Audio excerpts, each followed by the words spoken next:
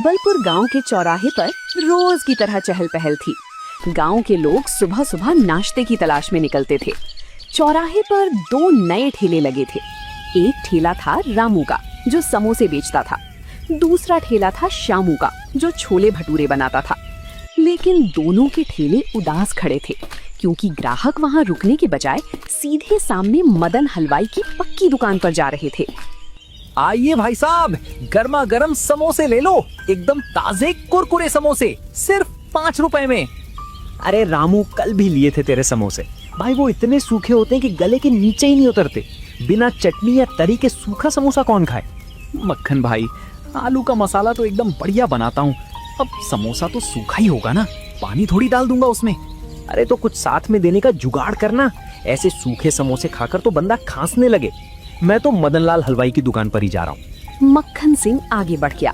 तभी बगल के ठेले से श्यामू ने आवाज लगाई, मक्खन भाई इधर आओ, मेरे गर्मा गर्म भटूरे खाकर देखो, एकदम फूले फूले भटूरे हैं।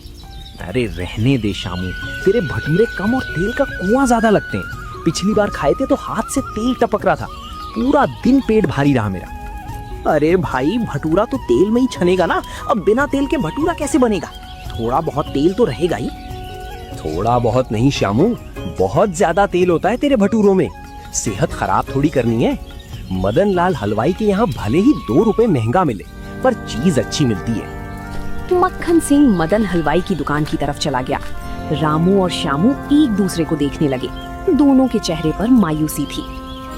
देख रहे हो श्यामू भाई, दोपहर होने को आई पर अभी तक बोनी भी नहीं हुई, समोसे ठंडे पड़ रहे हैं।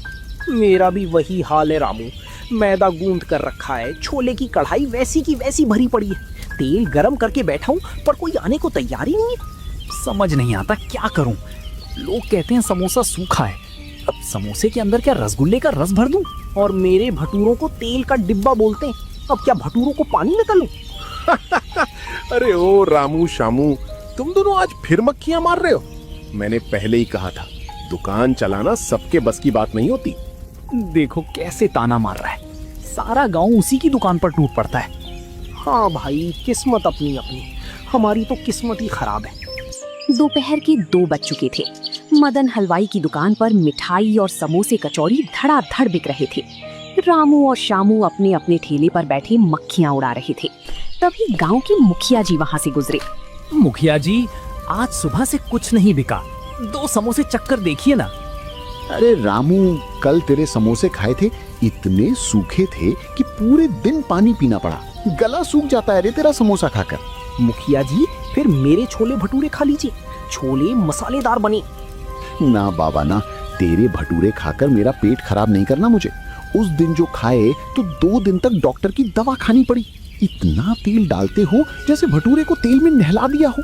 लेकिन मुखिया जी, अगर आप लोग ही नहीं खाएंगे तो हमारा घर कैसे चलेगा?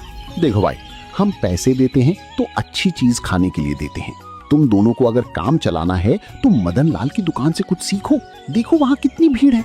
मुखिया जी भी मदन हलवाई की दुकान की तरफ बढ़ गए। ये देखकर रामू और श्यामू का दिल बैठ गया। आइए आइए मुखिया जी, बैठिए। आपके लिए एकदम बढ़िया कम तेल की कचौड़ी और वीआईपी सब्जी लाता हूँ। इन नौसिखियों के चक्कर में मत पड़िए, ये तो गांव वालों की सेहत बिगाड़ देंगे। इस मदन का घमंड तो देखो रामू, हमारी बर्बादी पर कैसे मुस्कुरा रहा है। गुस्सा करने से क्या होगा श्यामू भाई, बात तो उसकी सच है ना। ग्राहक उसके पास हैं, हमारे पास नहीं। पर हम मेहनत तो पूरी करते हैं।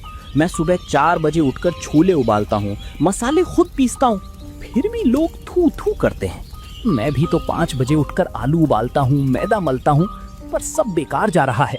घर में राशन खत्म होने को आया है, कल अगर कमाई नहीं हुई तो ठेला बंद करना पड़ेगा।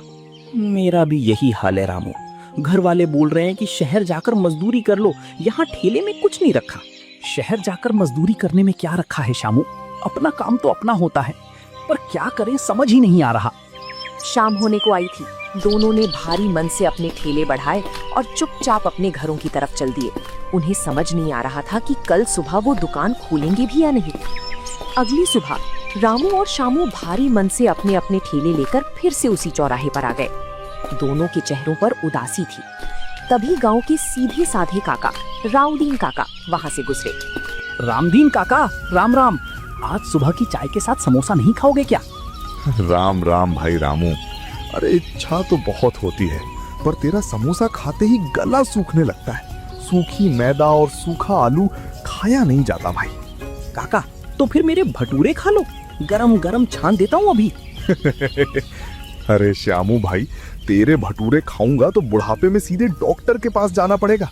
इतना तेल होता है उसमें कि हाथ धोते धोते आधा साबुन घिस जाता है। हाँ काका, हमारी तो किस्मत ही फूटी है।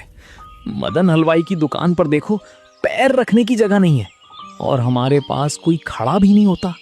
देखो बच्चों, मैं एक बात कहूँ, बुरा मत मानना। रामू, तेरे समोसे का मसाला बहुत स्वादिष्ट होता है, पर वो सूखा है। और श्यामू, तेरे छोले बहुत लबाबदार होते हैं, पर भटूरे भारी पड़ जाते हैं। तो काका हम क्या करें, अपनी दुकानें बंद कर दें? अरे बंद क्यों करोगे, थोड़ा दिमाग लगाओ। तुम दोनों के पास एक एक चीज बहुत बढ़िया है। रामू के पास बढ़िया समोसा है और श्यामू के पास लाजवाब छोले हैं। अगर तुम दोनों अपनी कमियों को हटाकर अच्छाइयों को मिला दो तो बात बन सकती है। रामदीन काका इतना कहकर आगे बढ़ गए, लेकिन उनकी कही बात रामू और शामू के दिमाग में घर कर गई। दोनों एक दूसरे का मुंह देखने लगे। श्यामू भाई, काका की बात सुनी तुमने? उन्होंने क्या कहा? हाँ रामू, मैं भी वही सोच रहा हूँ। काका कह रहे थे कि तुम्हारा समोसा अच्छा है और मेरे छोले अच्छे हैं। अरे हाँ, अगर मैं अपने समोसे को बीच में से तोड़कर उस पर तुम्हारे मसालेदार छोले डाल दूं, तो समोसे का सूखापन खत्म हो जाएगा। और मेरे छोले को जब लोग समोसे के साथ खाएंगे तो उन्हें भारी और तैलीय भटूरे खाने की जरूरत ही नहीं पड़ेगी। भाई, ये विचार तो एकदम धांसू है। शहर में मैंने सुना था कि लोग छोले समोसे बड़े चाव से खाते हैं। हमारे गांव में आज तक किसी ने ऐसा नहीं किया। तो फिर देर किस बात की, चलो आज ही ये नया प्रयोग करके देखते हैं। रामू और शामू ने तुरंत अपने ठेले पास पास सटाए। दोनों ने मिलकर तय किया कि वे अब अलग अलग नहीं बल्कि एक साथ काम करेंगे। रामू ने गर्मा गर्म समोसे निकाले और शामू ने अपनी कढ़ाई से खौलते हुए मसालेदार छोले तैयार किए। तभी गांव के पोस्टमैन राकेश जी वहां से निकले। राकेश भाई, ओ राकेश भाई, जरा रुकना, आज एक नई चीज बनाई है, जरा चख कर तो देखो। अरे श्यामू, मुझे डाक बांटने जाना है और वैसे भी मुझे मदन लाल हलवाई के यहाँ से कचौड़ी खानी है। तुम्हारे तेल वाले भटूरे खाने का समय नहीं है मेरे पास। अरे राकेश भाई, आज भटूरे हैं ही नहीं और ना ही मेरा वो पुराना सूखा समोसा है। आज हम दोनों ने मिलकर कुछ नया बनाया है। पैसे मत देना, बस खाकर स्वाद बता दो। अच्छा, मुफ्त में दे रहे हो? चलो दिखाओ, ऐसा क्या नया कर दिया तुम दोनों ने? रामू ने फुर्ती से एक दोने में एक बड़ा खस्ता समोसा तोड़ा। फिर शामू ने चमचा भरकर गर्मा गर्म खुशबूदार छोले उस समोसे के ऊपर डाल दिए। ऊपर से रामू ने थोड़ी सी कटी हुई प्याज और हरी मिर्च छिड़क दी। लीजिए राकेश भाई, खाइए छोले समोसे। अरे भाई वाह! कैसा लगा राकेश भाई, सच सच बताना। अरे भाई, ये तो गजब है। समोसे का खस्तापन और छोले का तीखापन दोनों मिलकर एकदम मुंह में घुल गए। समोसा बिल्कुल सूखा नहीं लग रहा और छोलों का स्वाद तो वैसे ही लाजवाब है। सच कह रहे हो भाई? अरे झूठ क्यों बोलूंगा, मदन लाल हलवाई की कचौड़ी इसके सामने कुछ नहीं है। ये तो बहुत ही बढ़िया चीज बना दी तुम दोनों ने। मजा आ गया। ये लो 10 रुपए। अरे नहीं राकेश भाई, हमने कहा था ना कि आज पहला दोना मुफ्त है। अरे मेहनत के पैसे रखने पड़ेंगे तुमको। कल मैं अपने साथ 2 और दोस्तों को लाऊंगा। ऐसा स्वाद पूरे गांव में कहीं नहीं है। राकेश पोस्टमैन खुशी खुशी अपनी साइकिल पर बैठकर चला गया। रामू और शामू की आंखों में खुशी के आंसू आ गए। उनकी पहली कोशिश कामयाब रही थी, जिसके बाद उन्होंने मिलकर एक बड़ा बोर्ड बनाया जिस पर लिखा था स्पेशल छोले समोसे। शाम होते होते गांव के कुछ और लोग उनके ठेले के पास जमा होने लगे। अरे ओ रामू, राकेश डाकिया पूरे गांव में ढिंडोरा पीट रहा है कि तुम दोनों ने कोई अजूबा बनाया है। क्या चक्कर है ये? अरे रमेश भाई, कोई अजूबा नहीं है, बस स्वाद का नया संगम है। मेरा समोसा और शामू भाई के छोले। एक बार खाओगे तो मदन हलवाई की दुकान भूल जाओगे। चल भाई, मदन लाल के यहाँ तो वैसे भी आज बहुत भीड़ है। एक दोना मुझे भी दे, जरा देखे तो सही। ये लो रमेश भाई, गर्मा गर्म छोले और ऊपर से थोड़ी बारीक कटी प्याज। खाकर बताओ कैसा लगा। रमेश ने छोले समोसे का पहला निवाला मुंह में रखा उसकी आंखें बड़ी हो गई। उसने बिना कुछ बोले दूसरा और तीसरा निवाला भी फटाफट मुंह में डाल लिया। अरे रमेश भाई, कुछ तो बोलो, कैसा लगा? सूखा तो नहीं लगा ना? भाई साहब, सूखा?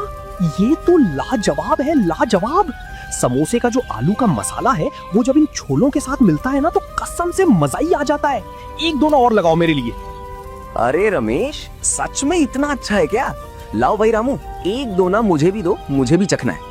अभी लीजिए सोहन भाई, हमारे यहाँ ग्राहक को कभी इंतजार नहीं करना पड़ेगा। देखते ही देखते जो लोग मदन हलवाई की दुकान की तरफ जा रहे थे वे रुककर रामू और शामू के ठेले को देखने लगे। खुशबू इतनी लाजवाब थी कि लोग खुद को रोक नहीं पा रहे थे। शाम खत्म होने तक रामू की सारी समोसे और शामू के सारे छोले खत्म हो चुके थे। शामू भाई, यकीन नहीं हो रहा, आज हमारी सारी चीजें बिक गईं, एक भी समोसा नहीं बचा। हाँ रामू भाई, और देखो आज हमारी जेबें भी भारी हैं। लोगों के चेहरे पर जो संतुष्टि थी ना, उसे देखकर दिल खुश हो गया। ये सब रामदीन काका की सलाह की वजह से हुआ है। कल हम और ज्यादा तैयारी के साथ आएंगे। अगले 2-3 दिनों में चौराहे का नजारा पूरी तरह बदल गया। रामू और शामू के जुड़े हुए ठेले पर अब सुबह से ही लाइन लगने लगी थी। गांव के लोग मदन हलवाई की दुकान के आगे से गुजरकर सीधे छोले समोसे खाने पहुंच जाते थे। ये देखकर मदन हलवाई के माथे पर चिंता की लकीरें उभर आईं। अरे ओ मंगल, जरा देख तो उधर चौराहे पर क्या तमाशा चल रहा है। हमारी दुकान पर आज समोसे कचौड़ी वैसे के वैसे ही रखे, सब लोग उधर ही क्यों भागे जा रहे हैं? मालिक, वो रामू और शामू ने मिलकर कोई नई तरकीब निकाली है। वे समोसे के ऊपर छोले डालकर बेच रहे हैं। पूरा गांव उनकी तारीफ करते नहीं थक रहा। क्या समोसे पर छोले? ये कैसा बेतु का कॉम्बिनेशन है? समोसा तो चटनी के साथ खाया जाता है। गांव वालों की मती मारी गई है जो उस कचरे को खा रहे हैं। तभी मुखिया जी मदन की दुकान के सामने से गुजरे, लेकिन वे मदन की दुकान पर रुकने के बजाय सीधे रामू शामू के ठेले की तरफ बढ़ रहे थे। अरे मुखिया जी, राम राम, आइए बैठिए। आज आपके लिए ताजा कचौड़ी और स्पेशल रबड़ी बनाई है। कहाँ जा रहे हैं आप? अरे मदनलाल भाई, राम राम। आज तुम्हारी कचौड़ी खाने का मन नहीं है। वो जो रामू और शामू ने छोले समोसे शुरू किए हैं ना, आज वही खाने जा रहा हूँ। पूरे गांव में उसी की चर्चा है। अरे मुखिया जी, आप कहाँ उन सड़क के ठेलों के चक्कर में पड़ रहे हैं? पता नहीं कैसा तेल इस्तेमाल करते होंगे, आपकी सेहत खराब हो जाएगी। मेरी दुकान की सफाई तो देखिए। अरे नहीं मदनलाल, मैंने कल खुद देखा था। दोनों बहुत सफाई से काम कर रहे हैं और स्वाद तो ऐसा है कि जो एक बार खा ले वो बस खाता ही रह जाए। चलो मैं चलता हूँ, वरना वहाँ लंबी लाइन लग जाएगी। मुखिया जी आगे बढ़ गए। मदन हलवाई अपनी खाली दुकान और भरी हुई कढ़ाई को देखकर गुस्से से लाल पीला होने लगा। उसे समझ आ गया था कि इन दोनों लड़कों ने उसके धंधे पर भारी चोट की है। ऐसे कैसे मेरा धंधा बंद कर देंगे ये दोनों? कुछ तो करना पड़ेगा। मदन लाल हलवाई का नाम इतनी आसानी से नहीं मिटने दूंगा। मुझे इन दोनों के खेल को रोकना ही होगा। रामू और शामू के छोले समोसे का जादू अब पूरे गांव के सिर चढ़कर बोल रहा था। लेकिन मदन हलवाई अपनी घटती कमाई से परेशान था। उसने अपनी दुकान की साख वापस पाने के लिए एक चाल चलने की सोची। उसने अपने नौकर मंगल को बुलाया। सुन रे मंगल, वो रामू और श्यामू कुछ ज्यादा ही उड़ रहे हैं। आज तू भेष बदलकर उनकी दुकान पर जा और देख के वे ऐसा क्या डाल रहे हैं जो लोग दीवाने हुए जा रहे हैं। ठीक है मालिक, मैं अभी जाता हूँ और उनकी तरकीब का पता लगा कर आता हूँ। शाम को मंगल चुपचाप ग्राहक बनकर रामू और श्यामू के ठेले पर पहुंचा। वहां पैर रखने की जगह नहीं थी। रामू और श्यामू पूरी लगन से लोगों को प्लेटें थमा रहे थे। आइए भाई साहब, आपके लिए भी एक स्पेशल प्लेट लगा दूं? हाँ भाई, एक प्लेट जरा जल्दी देना। बहुत नाम सुना है तुम्हारी दुकान का। ये लीजिए भाई, खाइए और स्वाद बताइए। हमारे यहाँ सब कुछ ताजा और साफ सुथरा मिलता है। मंगल ने जैसे ही छोले समोसे का पहला चम्मच खाया, वो मदन हलवाई की बात भूल गया और मजे से खाने लगा। उसने तुरंत जाकर मदन को सब सच बता दिया। मालिक, कोई जादू वादू नहीं है। उनका समोसा बहुत कुरकुरा है और छोले एकदम मसालेदार हैं। दोनों मिलकर बहुत ही बढ़िया लगते हैं। मैंने खुद खाकर देखा है। नमक हराम, तू मेरी तरफ है या उनकी तरफ? अगर स्वाद की बात है तो मदन लाल हलवाई भी किसी से कम नहीं है। कल से हम भी अपनी दुकान पर छोले समोसे बेचेंगे और वो भी उनके भाव से 2 रुपए कम में। फिर देखते हैं कौन उनके ठेले पर जाता है। अगली सुबह मदन हलवाई ने अपनी दुकान के बाहर बड़ा सा बोर्ड टांग दिया, मदन के स्पेशल छोले समोसे, कीमत सिर्फ 8 रुपए। रामू और शामू के लिए ये एक नया और बड़ा संकट था। मदन की दुकान पक्की थी, बैठने की अच्छी व्यवस्था थी और दाम भी 2 रुपए कम थे। दोपहर होते होते कुछ ग्राहक मदन की दुकान की तरफ मुड़ने लगे।